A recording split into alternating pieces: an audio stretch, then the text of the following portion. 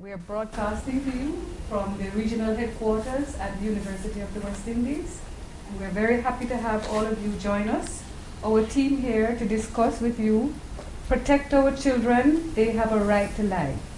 This is a panel discussion on social media presented by the University of the West Indies Press in the first of a series of social media events that they will be putting on, sharing their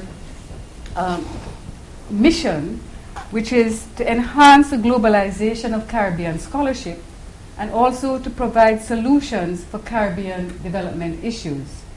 And being very conscious of our situation in terms of our resource limitations, they are also operating within a cost-effective environment. The UA Press is celebrating its 23rd anniversary this year as a scholarly publisher and has won in its 23 years 67 international, regional, and national awards for scholarly, editorial, marketing, and production excellence. Its books are reviewed, peer-reviewed, and approved by an editorial committee composed of local and international scholars. The UA Press is partnering today with the Mona Information Technology Services, more widely known as MITS, for this event. And we will be with you for 1 hour, sharing thoughts with this range of experts on protecting our children. I am Julie Meeks from the UWI Open Campus and also a member of the board of the UWI Press. I have with me, going from this direction, my left, your right, first Professor Anthony Harriet, who is Professor of Political Sociology and the Director of the Institute of Criminal Justice and Security here at the UWI. He's the author and co-author of 11 books, including Gangs in the Caribbean, Responses of State and Society, published by the UWI Press. He is also the author of over 40 scholarly articles, some 30 technical reports, and these are primarily on issues of violence, organized crime, and policing in Caribbean societies. He is a member of the CARICOM Regional Task Force on Crime, and at the national level he has served on a number of boards and committees engaged with matters of public safety and justice, including the Police Oversight Authority of Jamaica. And beside Professor Harriet is Dr. Audrey Pottinger, a clinical psychologist and senior lecturer with the Department of Child and Adolescent Health from the Faculty of Medical Sciences here at UWI. She has a BA from Rutgers University, an MSc from UWI, and a PhD from the University of Aberdeen. Dr. Pottinger is also an author of a UA Press book called After the Storm, There is a Calm, an analysis of the bereavement process. And I might add, an extremely popular book indeed. Mm-hmm. Over the years, she has created several initiatives aimed at improving the well-being of the nation's children and families. These include behavioral management programs, a grief and trauma outpatient counseling clinic, and recently a postgraduate diploma for training professionals in grief and trauma counseling. Beside Audrey, we have, and this is a face that might be most familiar to many of you, Deputy Commissioner of Police Novelette Grant, who is in charge of the administration and support services of the Jamaica Constabulary Force. She enlisted in the force in 1981. She completed training with the Jamaica Police Academy, from which she graduated Best All-Round Performer, and has since received extensive training in law enforcement. She has also completed a bachelor's in management studies, master's degree in human resource development, a second master's degree in international studies, and is a fellow of the Center for Hemispheric Defense Studies, as well as other certificates and training, nationally and internationally. Ms. Grant has a particular focus on crime prevention in terms of domestic, sexual, and gender-based violence. So we're looking forward to your contribution, and thank you for your time. Mrs. Rosalie Gage Gray has been in the public service since 1987. She was appointed as acting CEO of the Child Development Agency in 2013 and was appointed to the post in 2014. So she has had over a year in that position now, where she has been providing strategic leadership and direction to the executive management team and the over 500 staff members of the Child Development Agency. In addition to this, she provides policy advice to the government on matters relating to child welfare and child protection. Mrs. Gage Gray holds the MSc degree in Human Resource Development, a bachelor's degree in Business Administration from University of Technology, and also a postgrad diploma in Senior Public Sector Management from MIND. And at the other end is Ms. Nicola Satchel, a PhD candidate in sociology who teaches in the areas of criminal justice and political sociology as an assistant lecturer in the Department of Government at UWI. Ms. Satchel is passionate about crime control and community and youth development. She has had a lot of experience working with the Kingston Restoration Company as a researcher, and she is also with the Institute of Criminal Justice and Security as a program manager and researcher. She has provided input on several technical reports, including the recent UN Habitat, and is currently writing a monograph on youth values and attitudes in Jamaica. So welcome to all of our panel members. And I know that you're all very busy people, but this issue of violence against children and working towards protecting our children is a very current and important one, and has been in the front pages of our newspapers and in our media for some time. So it's very timely for the UA Press to have brought this group together to share some talking points, really. We have an hour, which is not time for a great in-depth discussion, but we can start the discussion and have some expert opinions on some of the ways that we can move forward. So just to start this whole process, we already have questions, and I'm reminding the audience that you are able to type questions in and share with us. We already have some questions from our audience, the first of which is, when you say children have a right to live, what are some of the rights of our children in Jamaica? And just to start with the child rights issues, to mention that child rights falls under basic human rights. It is thought that one way to perceive this is that children have the human rights as humans, and all of us are humans, but they have additional rights because of their requirements as more vulnerable persons than adult humans. Children's rights are defined in many different ways, including a spectrum of civil, cultural, economic, social, and political rights. But a simple way to think about rights is in three categories: provision, protection, and participation rights. Provision meaning children have a right to be provided with an adequate standard of living, health care, education, and including things like a right to play and a right to recreation. The one that we'll be focusing on today is child protection rights, where children have a right to protection from abuse, neglect, exploitation, and discrimination, and we will be discussing that further.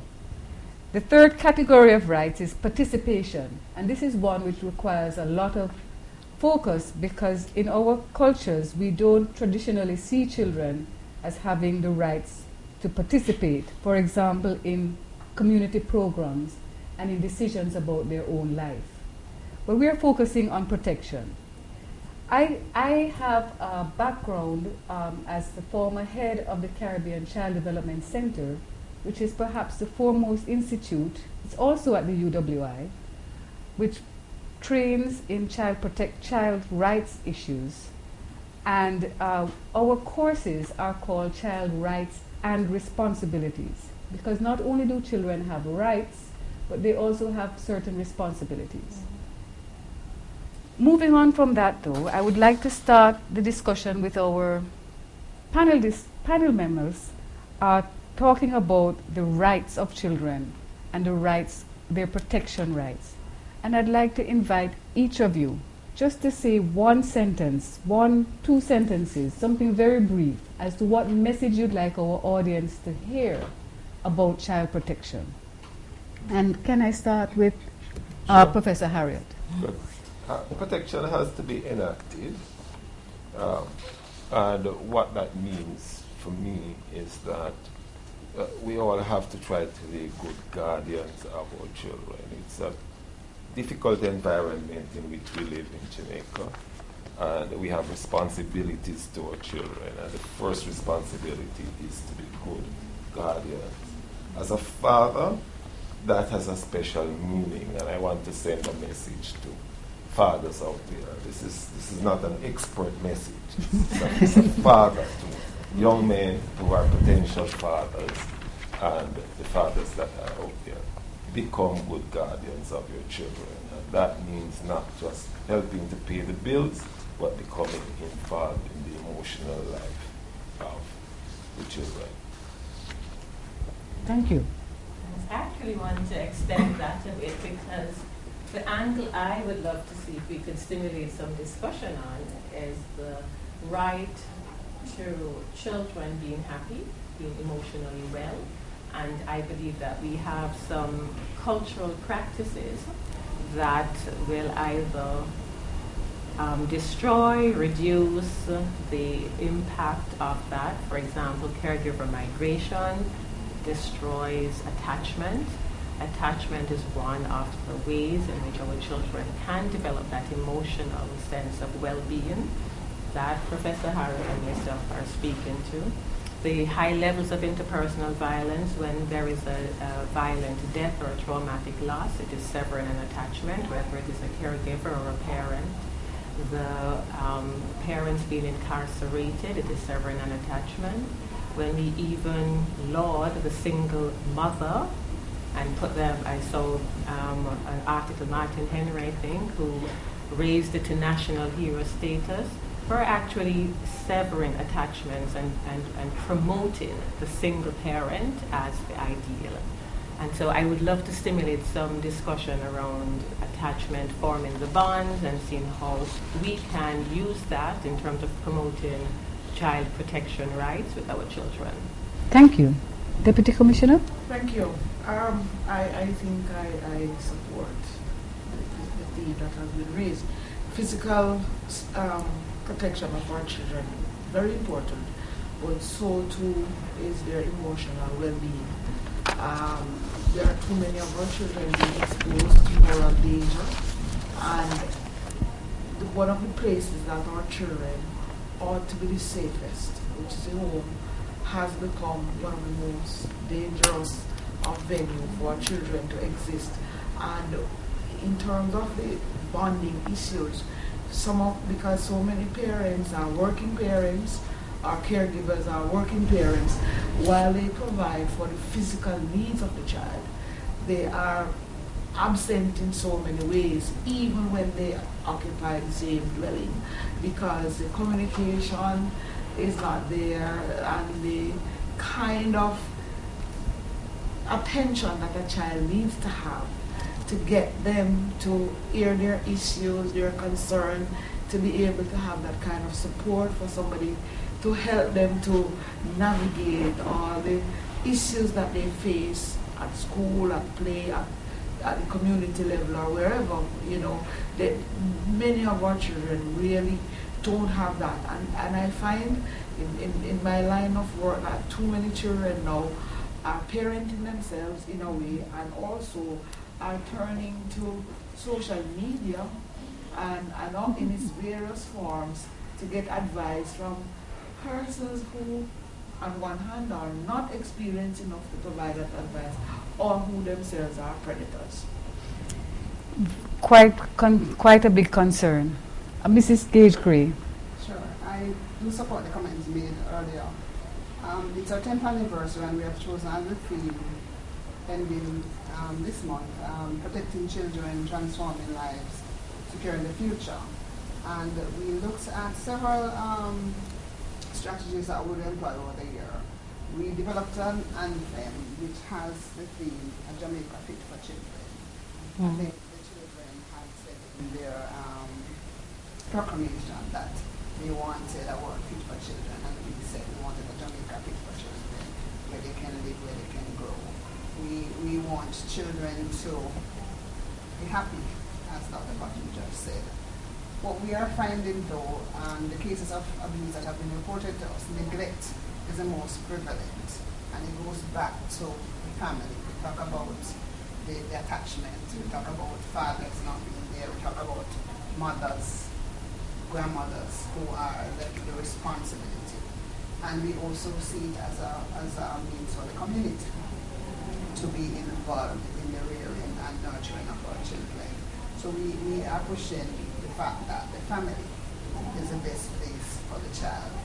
We need to provide the support to families to be able to take care of their children. Absolutely. This is very interesting. Ms. Satchel. Yes, so my concern is really the socio-legal aspect of the discussion. Because following the Child Care and Protection Act, for example, there are expectations of the community, and we have also articulated the rights that children have. Now, how do we navigate this moment? So now we're saying that the child, for example, have a right to privacy and to be happy, but that might not be our cultural normative frame. How do we navigate that? Now we're saying to the community, you have a right to protect the child, and you ought to report certain cases of abuses. Now, what is that abuse? When it is culturally accepted that to give the child a slap or two is about discipline. But we're saying we want to move beyond that. We want to have positive reinforcement and all of that. How do we actually get a community and a nation to understand these issues? When it is that we're saying we need to teach our children how to protect themselves. We need to teach them good touch, bad touch. But as a society, we're saying, when do we introduce this? We don't want to introduce it too early and spoil the innocence. So we have all of these aspects now for me that I think is very interesting as a political sociologist. How do we navigate this moment? This is much richer than I had anticipated. It was really a surprise.